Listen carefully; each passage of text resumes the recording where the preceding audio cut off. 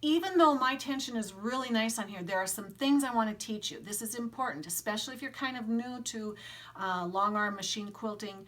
In a perfect world, you'd think everything that starts square would stay square, but there are lots of factors and lots of options as to why things aren't perfectly square. I'm going to show you something. All right, so if you look over here, I have a little bit of fabric here. I have very little fabric down here. I have just the selvage showing.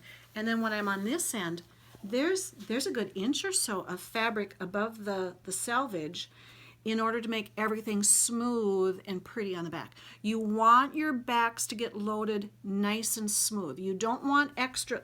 If you had an extra inch here and this was sagging, you're going to end up with all kinds of wrinkles and crinkles on your back. When you are stitching away and you're making all your pretty designs, and then you look from the back, there's wrinkles and folds in here. This is very important. The prep work is important. So when I was stretching everything out and I was pulling it over, I was making this flat. I wasn't worrying about the edges matching up square and perfect. I was worrying about keeping the surface tension flat.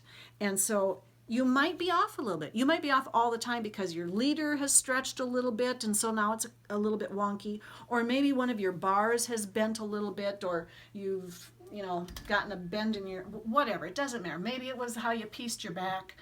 It doesn't matter. The thing that matters is that your back is as flat and square as possible.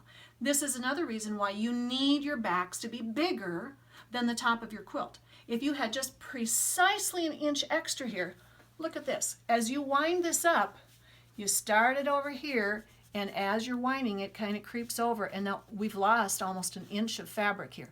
You need your backs to be wider than what your quilt is, because you have to have that flexibility. It's a puzzle. I love the puzzle.